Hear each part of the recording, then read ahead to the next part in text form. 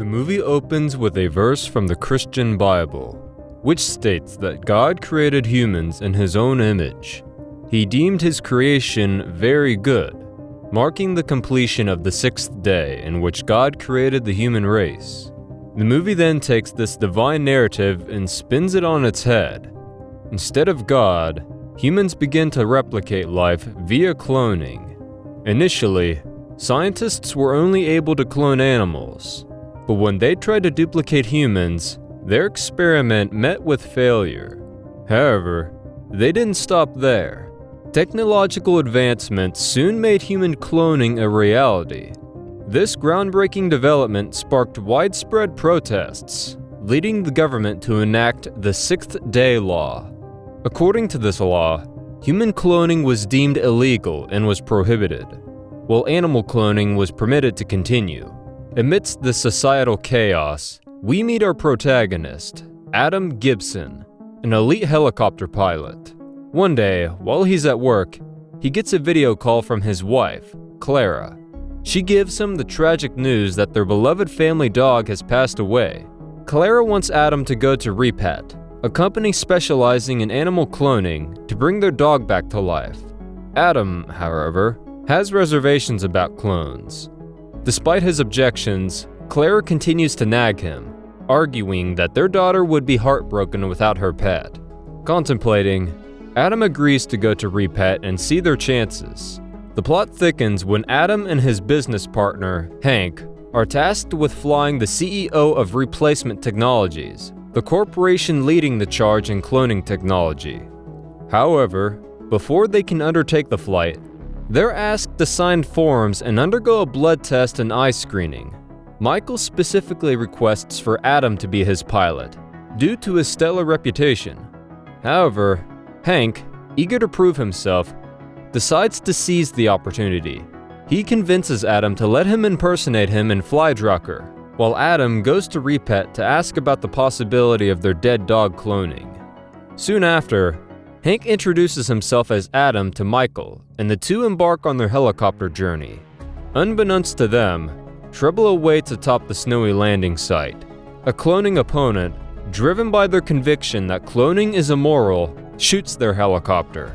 In the next scene, Adam wakes up in a taxi cab, disoriented and without any recollection of how he got there. He shrugs it off, thinking he must have fallen asleep. The taxi driver then informs him that they have reached their destination, Repet Center. However, upon arriving, the salesperson shocks him by stating that Adam had already visited the center earlier. Feeling even more confused, Adam decides to purchase a sim doll, a human-like toy that his daughter had been persistently asking for, instead of cloning the dog. The adventure of his peculiar and complex life has only just begun as he heads back home. Upon reaching his home, Adam is stunned to see his previously deceased dog in the yard, alive and well. He assumes that his wife must have already proceeded with the cloning. As he steps into the yard, the sound of joyful "Happy Birthday" chants greet him, leaving him completely confused. Adam is sure it's his birthday, but he can't figure out why his family would be celebrating it without him. Curiosity piqued, he peeks inside the house and is met with the shock of his life. The people inside, including his wife and daughter, are cheerfully celebrating the birthday of a man who bears a perfect resemblance to him. The fact that they are addressing this stranger as Adam sends a chill down his spine. He also notices the sim doll, the toy his daughter had been persistently asking for, cuddled comfortably among the family processions. Suddenly, everything clicks into place. Adam realizes he has been cloned by the Replacement Technologies Corporation, the same people who took his blood and urine samples earlier. Just as Adam is about to confront his family and the imposter, two figures approach, Vincent and Talia, agents from the Replacement Technologies Corporation. They inform him that they have breached the Sixth Day Law by creating a human clone and insist that he come with them. Adam, however, is not about to submit to them. As he attempts to rush into his house, Talia neutralizes him with an electric shock, rendering him unconscious, and they proceed to drag him towards their car. But the situation takes a sudden turn when Adam regains consciousness. Desperate, he tries to escape by fleeing in his car. Talia, however, jumps into the vehicle and threatens him with a gun. In a swift move, Adam manages to snatch the weapon from her. Cornered, she confesses that his clone got home before him and has taken over his life, and the clone is completely clueless to Adam's existence. As they speak, more agents from the corporation pursue them, opening fire on their vehicle. A bullet fired at Adam misses its mark, accidentally killing Talia. Another agent, Wiley, tries to intercept Adam but ends up being run over by the car. Adam successfully manages to elude his pursuers. Hoping to find help and expose the truth, Adam rushes to the police station and spills out his incredible tale. However, his story seems too fictional for the police to believe. Instead of offering assistance, they confine him inside a room, leaving him to contemplate his next move in a strange and terrifying tale that has become his life. The plot unfolds further as we're introduced to Dr. Griffin, the brilliant head scientist behind the human cloning process. After the unfortunate demise of Wiley and Talia, two agents who had a run-in with Adam, their bodies are brought to Dr. Griffin to be resurrected through cloning. Replacement Technologies, the corporation they work for, needs them back in action. Dr. Griffin embarks on the intricate process of cloning. He retrieves a preserved body and meticulously morphs it to resemble Talia. Adding the final touch, he infuses the clone with Talia's DNA, along with her memories and emotions. The same process is repeated for Wiley, and soon enough, both agents are back on their feet, ready to fulfill their duties.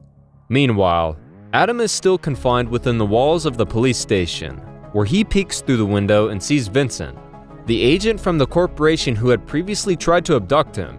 Recognizing the daring situation, he successfully orchestrates an escape.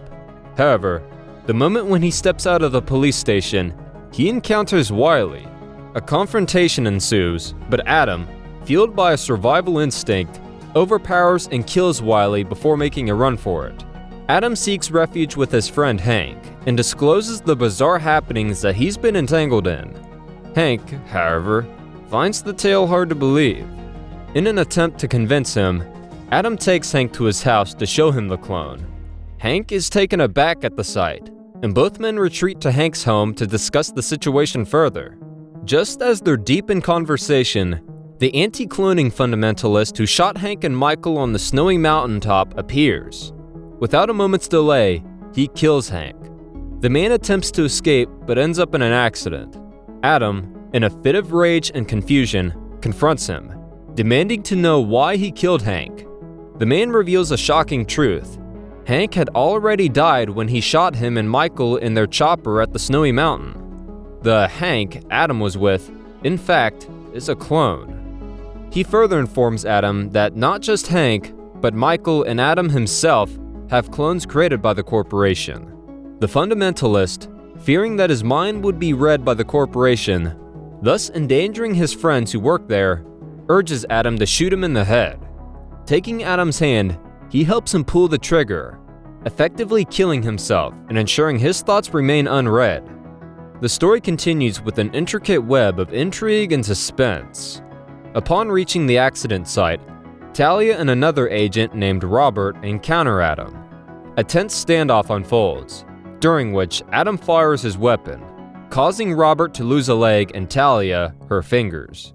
Acting quickly, Adam seizes Talia's severed thumb, using it to unlock her car and make his escape. Adam's next destination is the corporation which belongs to Michael. Using Talia's thumb, he gains access to the building, where he crosses paths with Dr. Griffin, the scientist behind the cloning technology. Holding Griffin at gunpoint, Adam demands an explanation. Trembling under the threat of the weapon, Dr. Griffin spills the truth. He reveals that the routine checks and scans Adam underwent before his flight with Michael were actually procedures to record his mind's data. The seemingly innocent blood test was, in fact, a method to harvest his DNA, all of which were crucial in creating his clone. Adam's next question was more personal. Why was his clone created while he was still alive? Dr. Griffin hands him a video clip which will expose Michael's intricate and evil plans. However, word reaches Michael's people that Adam is in the building. A search is initiated, but Adam manages to slip away before they can apprehend him. In a chilling twist, Michael abducts Adam's wife, Clara, and their daughter. Faced with this terrifying development, Adam rushes home to meet his clone, who is also deeply concerned for his family and on the verge of contacting the police. Adam convinces his clone of their shared identity and their mutual mission to rescue their family. He then contacts Michael, promising to return the exposing videotape he'd taken from Dr. Griffin. Enraged by Griffin's betrayal, Michael kills the scientist. He doesn't care about losing his brainy scientist, as a clone of him can be created whenever required. Adam then strategizes his next move. He pilots his helicopter to Michael's building, informing the security that Michael requested the vehicle. When the guards relay this to Michael, he denies any such request, leading them to deduce that Adam must be on the premises. As they scramble to locate him through the security cameras, Adam starts disabling them. Despite his efforts, the security manages to apprehend him. Brought before Michael, Adam is asked about the videotape. He responds that he handed it over to his clone, who will take it to court if his family isn't released immediately. He warns them of the severe consequences of their actions, the potential for their unlawful activities, specifically their violation of the sixth-day law, to land them all in prison. Michael, responding to Adam's threat, reveals a shocking twist. He asserts that the individual carrying the videotape isn't his clone, but the real Adam, implying that Adam standing before him is the duplicate. Michael directs Talia to enlighten Adam on the number of times her clone has been created, as he instructs her to reveal the marks on her lower eyelids to Adam. 4 dots, indicating the number of times she had been cloned. When Adam checks his own eyelids, he finds 1 dot, solidifying Michael's claim that he is the clone. Under Michael's watchful gaze, his security personnel drag Adam to a machine designed to extract and record memories. They proceed to delve into his mind, hoping to ascertain the location of the real Adam. However, Michael is taken aback when he discovers that they have been fooled. The real Adam had arrived at the building alongside the clone in the same helicopter. However, the clone had intentionally avoided looking at the real Adam, ensuring his image wasn't captured in the clone's memory. Realizing the well-crafted plan, Michael orders his security to search the building for Adam, understanding now that the clone was captured deliberately to buy the real Adam time to locate his family. Meanwhile, the real Adam is already on the move, setting a bomb in an oxygen cylinder as a diversion. He succeeds in locating his wife and daughter and promptly transports them to safety via a helicopter. Despite securing his family, the real Adam doesn't retreat just yet. He returns to the building to save his clone. In the midst of this chaos, the clone engages Michael in combat. As Michael's security tries to neutralize the clone, a stray bullet strikes Michael instead, leaving him severely wounded. In his desperate state, Michael commands his security to record his memory, expressing his desire to have his clone created as he faces the brink of death. Meanwhile, the clone seeks refuge inside a tank filled with bodies intended for cloning. Talia notices his hiding place and attempts to shoot him. In her efforts, she shatters the tank's outer glass, causing the chemicals preserving the bodies to flood out. Amidst this turmoil, Adam seizes his opportunity and eliminates Talia. In the midst of the chaos, Michael begins the process of transferring his consciousness into his new clone. After a few moments, the underdeveloped clone stirs to life. He sits up and starts to undress the dying Michael, preparing to assume his identity. Just then, Adam's clone breaches the room. He initiates a destructive rampage through the lab, leaving Michael and his fresh clone in disarray. Then, he relocates where the bomb has been planted. Igniting the thread to the explosive, he heads for the rooftop, where the real Adam is approaching in a helicopter for the rescue mission. However, before they can escape, Michael's clone opens fire, wounding Adam's clone in the leg. Determined to save his duplicate, the real Adam steps out of the helicopter, only to come face to face with Michael's clone. With a swift maneuver, Adam manipulates the helicopter's remote control, directing it towards the enemy clone. In a desperate scramble for survival, Michael's clone makes a rash decision. He throws himself off the edge of the building, attempting to land on the next floor down. His heart races as he leaps towards the glassy surface of the building's lower level. The moment his body connects with the floor, it proves to be too much for the fragile glass. The surface fractures under the sudden impact, creating a spiderweb of cracks that quickly spread.